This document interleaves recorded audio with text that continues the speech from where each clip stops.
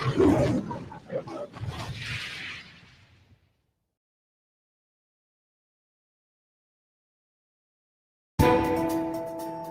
happens when international bodyguards, soldiers, and police officers come home to find that violence against women is increasing in their communities?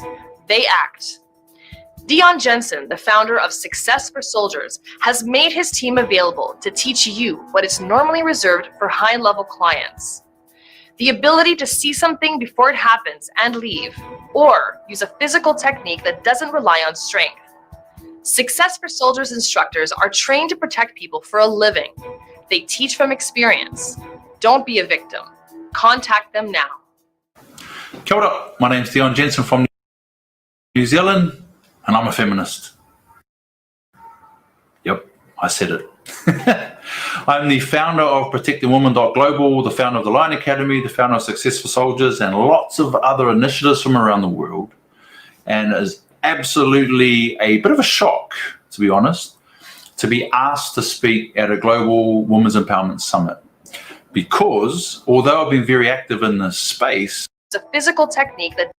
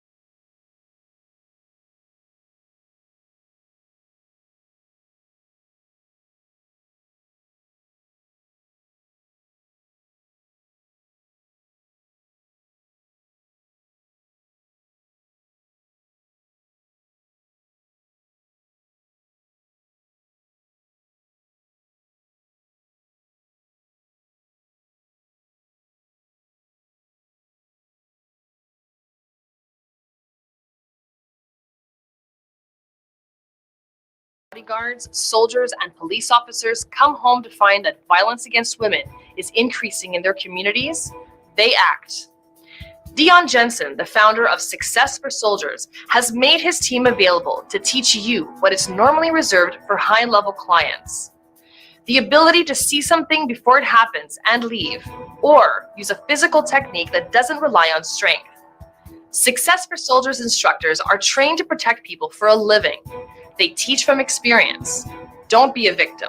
Contact them now. Kia ora, my name's Dion Jensen from New Zealand, and I'm a feminist. Yep, I said it. I'm the founder of ProtectingWomen.global, the founder of the Lion Academy, the founder of Success for Soldiers, and lots of other initiatives from around the world. And it is absolutely a bit of a shock, to be honest, to be asked to speak at a global women's empowerment summit. Because although I've been very active in this space, there has been an underlying ethos that women's issues can only be solved by other women. And I 100% disagree with that. And I've said it publicly a lot of times, which is probably the reason why I don't get invited to speak on these things. Because most of the problems that are perpetuated against women are by men. So logically for me, if men are causing issues to our sisters, then other men need to step in there and sort them out.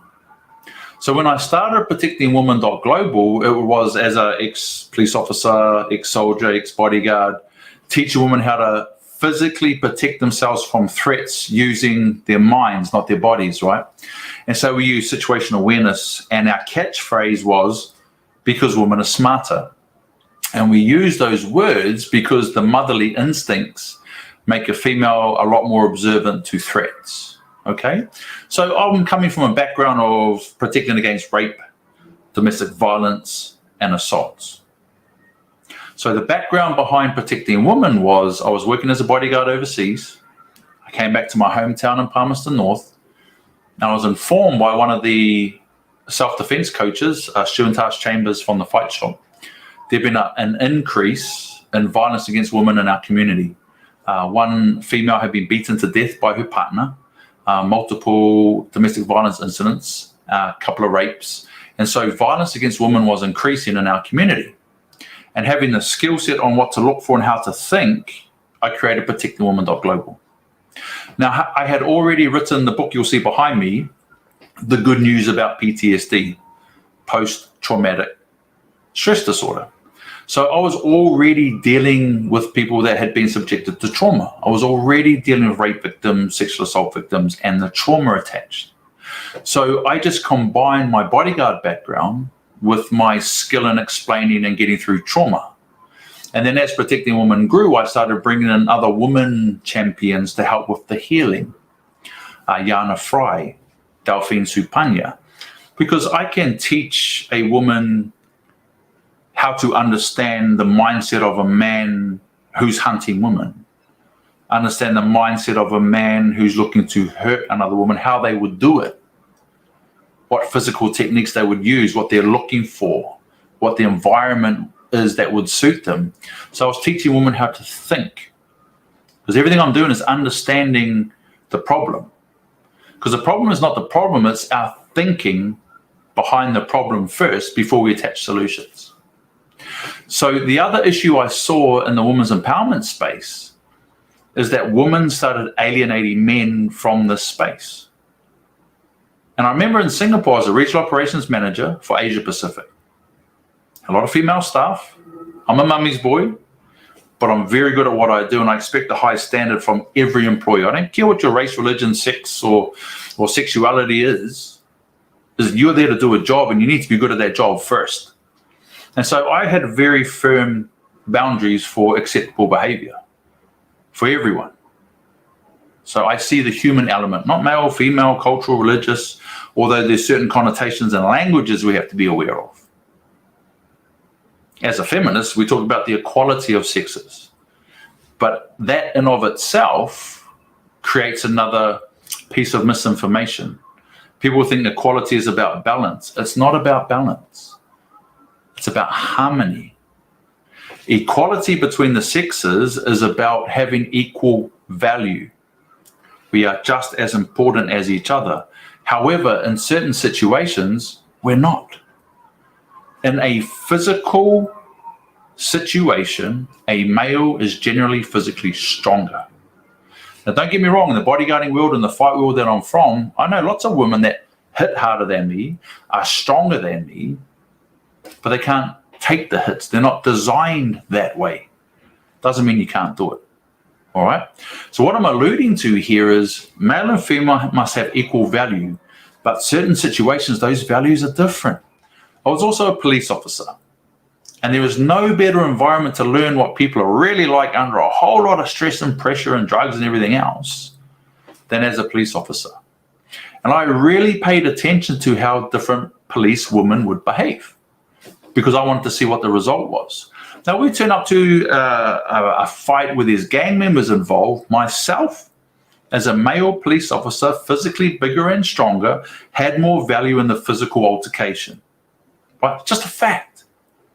However, I have policed with some amazing policewomen who didn't have the physical strength, but oh my God, could they hit the emotional frequency when they spoke? For example, we had this big gang member. He'd been involved in a fight. I turn up there. I was working by myself. I'm pretty well known in the community as someone that can look after himself. And so when I see someone that's big and tough, we generally don't have an issue. Because I'll just turn up and say, hey, brother, what's going on? And I'll say, hi, Dion, I just had a disagreement. Just this, and this is going on.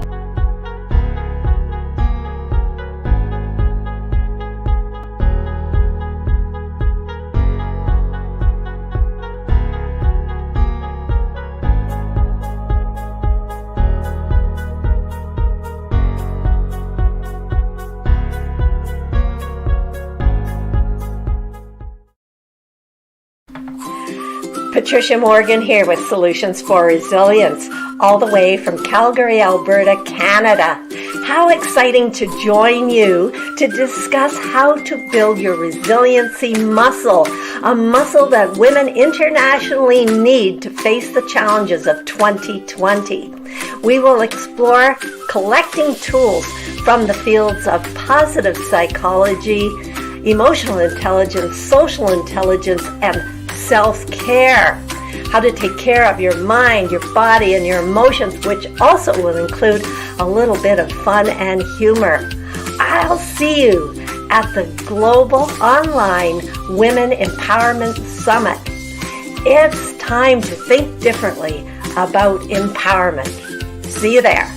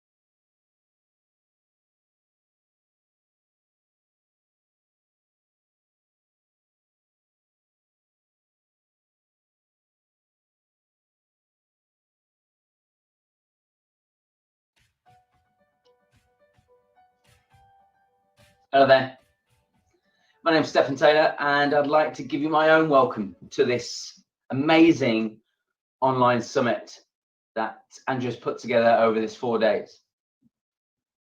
Now, what I'd like to share with you today is both some of my own personal struggles and some of which may even resonate with you in terms of the challenges we face on a day-to-day basis and how we can question ourselves, put doubt in our own mind, which leads on to generating a lack of confidence, a lack of self-esteem, a lack of self-belief when we know, or after we've set ourselves goals in life, personal goals, health goals, well-being goals, business goals, whatever that may be. I'd like to share with you some of my own struggles of really finding my own identity, my identity. I'm coming to you from the UK, not so sunny today, and I'm sat here in what I call my little super shed. And it's been a hell of a journey to get here, to get to this moment where I'm speaking to you guys today. You see, I am and was born into an amazing, loving, parental family relationship where my mum is white, an amazing, strong white woman, and my dad is black, an amazing, strong black man from Barbados. In the UK, being the minority, it very quickly became apparent to me that I was in the minority at a very early age. And recognizing that I stood out a little bit. I wasn't the same as all the rest of my friends. And to add to that, I'm also vertically challenged. I am short. So this was another battle I had in my own head, to be able to generate strength, which I struggled with, to generate self-belief, which I struggled with, to generate self-esteem, which I struggled with. In terms of finding my own identity, who am I? Where do I fit in amongst all of my friends and everyone I look around at who look the same? And I didn't. Now, the reason why I want to share that with you is because that's where my own struggle with self-identity really began, from a very early age of 8, 9, 10, 11 years old.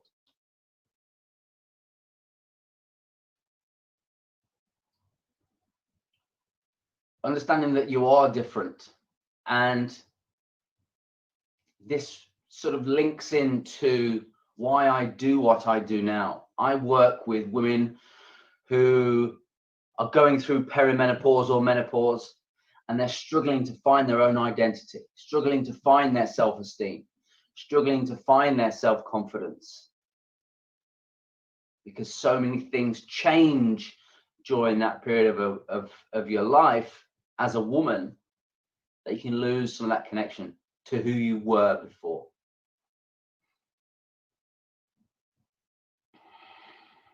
It creates blocks in self-belief. Can I actually do these things? Am I good enough? Do I deserve the things that I've set out to achieve? What it also led me to do a lot is for me to create within myself a helper type behavior pattern. What I mean by that is that in order for me to mask my own insecurities, my own inability to understand why I was struggling with my own identity, I developed a helper type behavior pattern where I would help others first. And again, that's something that I recognize in mums particularly, and women going through perimenopause and menopause. Because in order to mask how you actually feel, you can do it very effectively by helping other people more. It stops you thinking about yourself. It puts a lid on those feelings that are quite hard to A, understand, and B, to be able to give some sort of clarity to.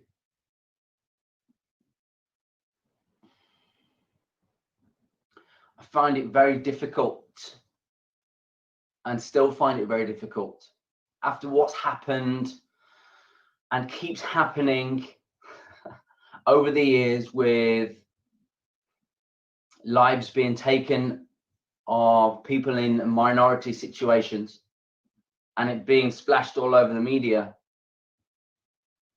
I find it very hard to understand why we have to stand up and justify why our lives are worth it, why our lives really matter. And again, it's something I see in the ladies I work with, is that they feel they have to justify putting themselves first, putting their health first, putting their well-being first, because of the way that society shapes girls into teenagers, into young women, into mothers.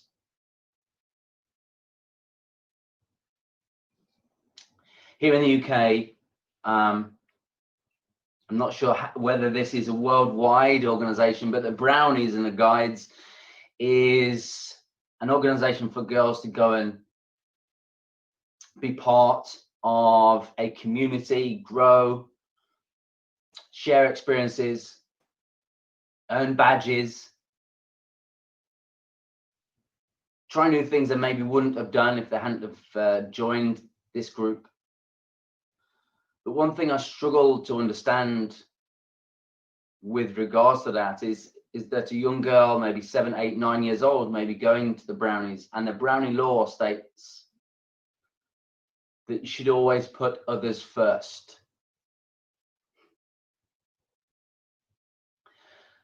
Now, ultimately, when you're told this message from a very early age, then you believe that to be the truth, that you believe that you should put other people first.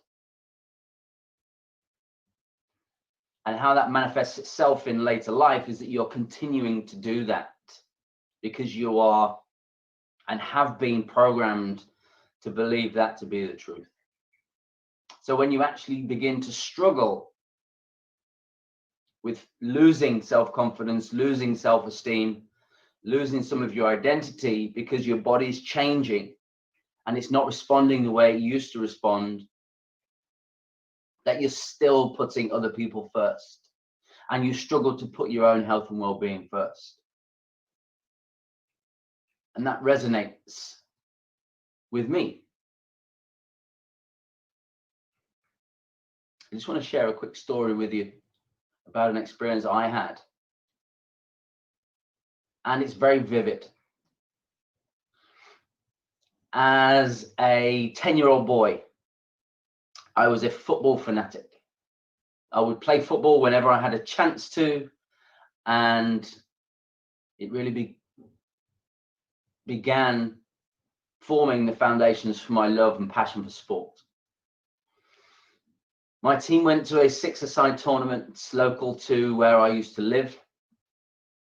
And out of all the teams, I was given player of the tournament. I was given a trophy of a footballer stood on a football. And I was so proud of myself. It was the first positive experience of standing out amongst a whole host of maybe 100 other players. And that accolade had been given to me. But that feeling was short-lived. The coach at the time told me that I had to share that trophy with the rest of the team.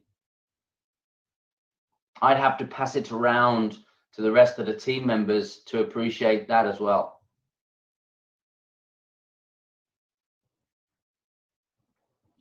And for that moment of elation where I felt, not because I was expecting anything like that, but just the sheer surprise, shock, and overwhelming pride I had came crashing down. And that sense of achievement was lost as I had to release that trophy.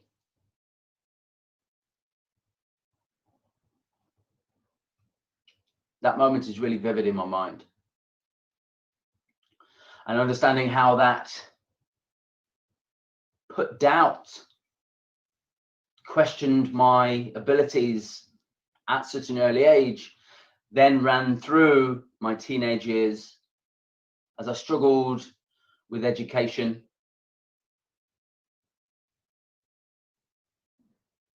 as I struggled to locate my own self-identity.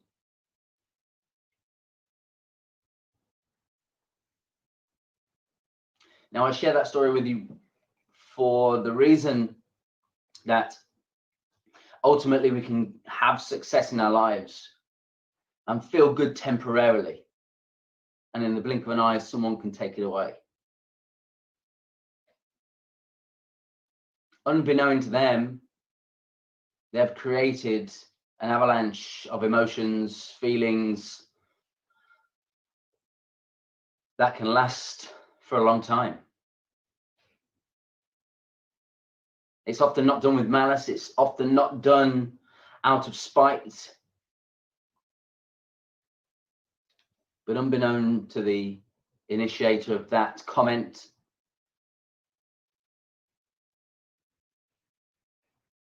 it creates a knock-on effect for many years to come. I understand that it takes a great deal of effort, commitment, and time to be able to understand where your identity comes from.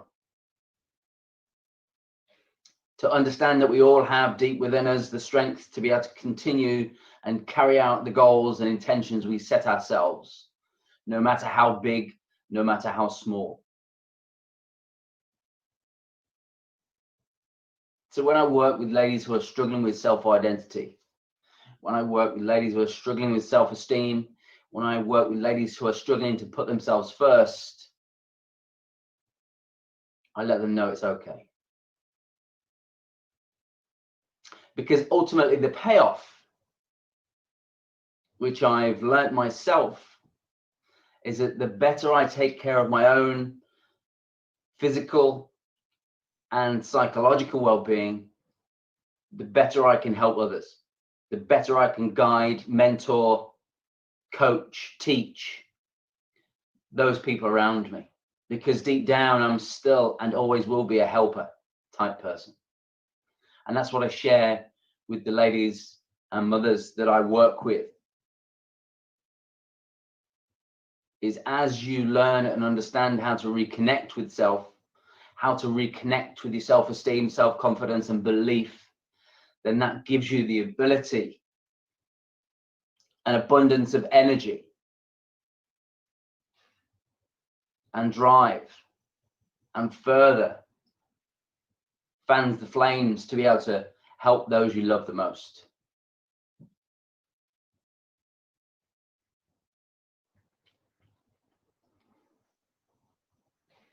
Part of me sits here, and on a day-to-day basis, I am concerned about the health and fitness industry on a whole, as a whole, because the majority of this industry that I'm so passionate about and have been in for the last 20 years is all about the quick fix. It's all about giving ladies a solution which works temporarily.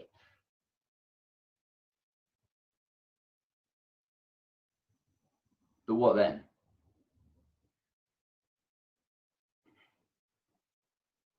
The quick fix seems appealing, it seems tempting, it seems like the answer. I'm not sure what your experiences are of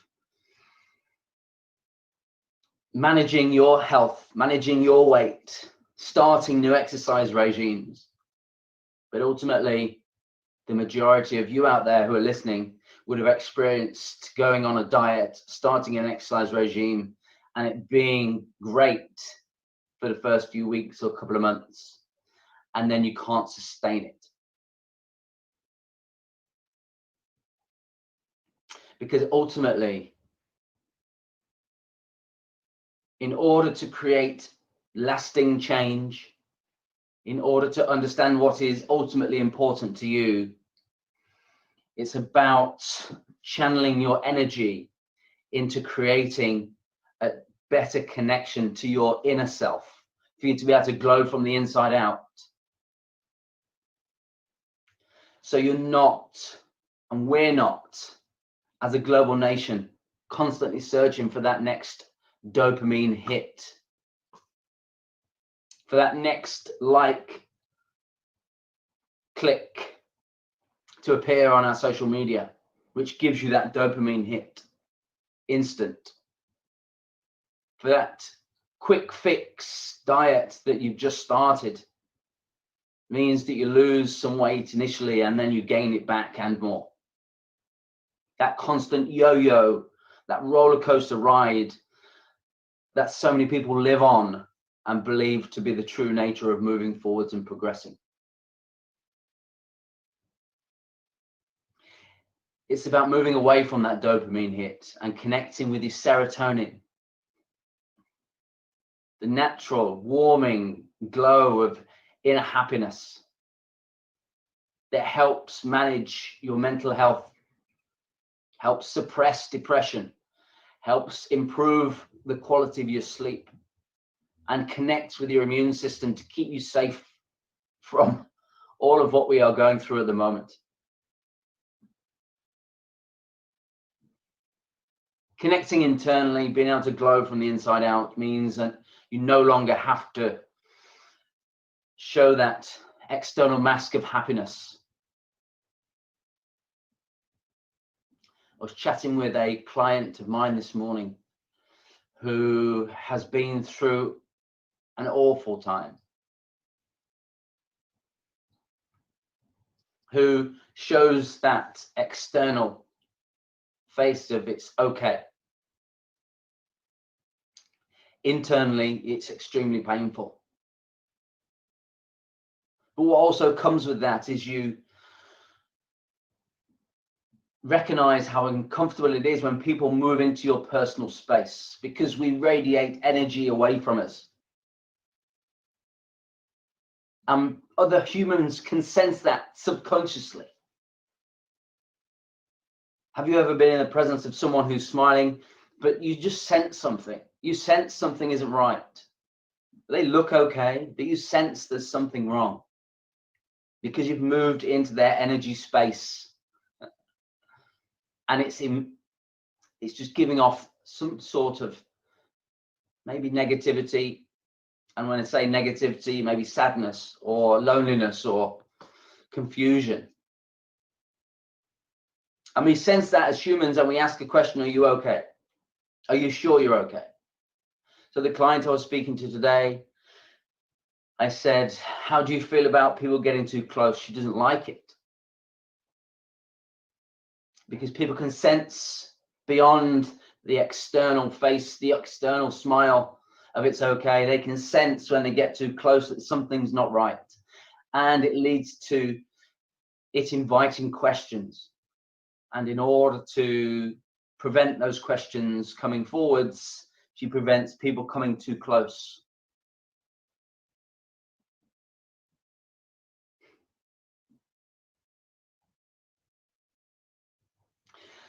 The solution for creating long-term health is about understanding how we feel inside, what we want to achieve from deep down, and not being afraid of speaking it. I don't mean necessarily sharing it with others. I mean just saying it out loud to yourself, or even writing it down and asking the question why after each sentence you write. Something as simple as, I want to lose 5 kilos in weight. Why? I feel I'll be able to move and be more active with my children. Why?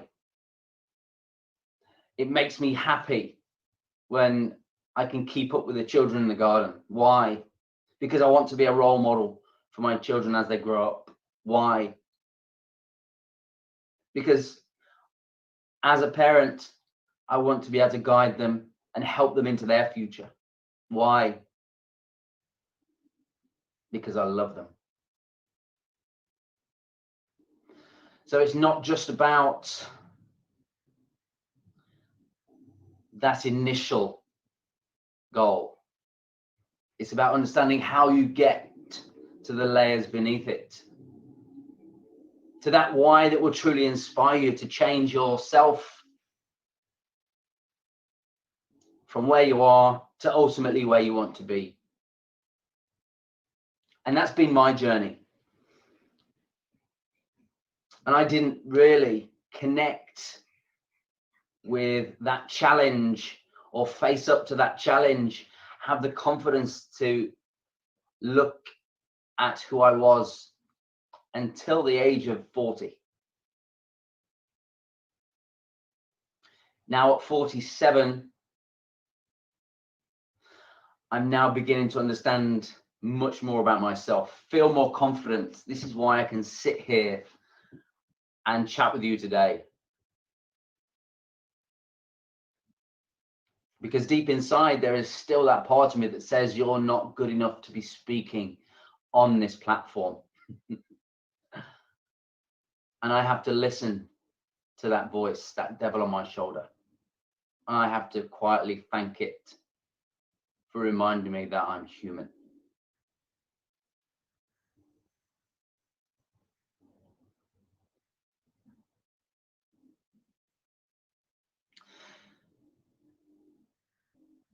We all have those doubts and parts of our personality that will question whether we're good enough to do, say, and be what we strive to be.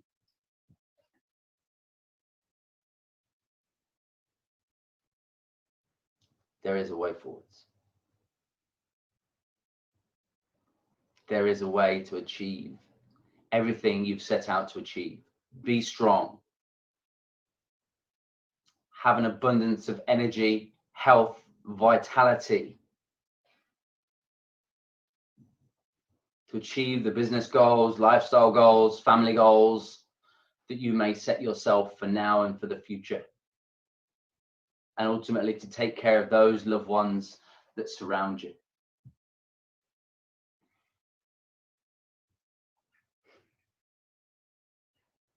Just to wrap up, I'd like to say, if there are any questions you'd like answering, if you have doubts and you recognize there are parts of you that you would like to understand more about, to help generate a greater level of connection to self, your health, your well-being, your outlook, then please get in touch.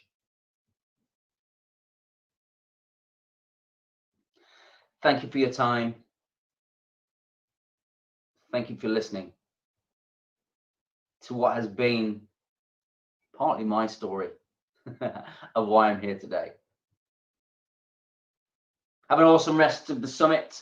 Enjoy whichever workshops, presentations that you drop into, wherever you are around the world. Bye-bye.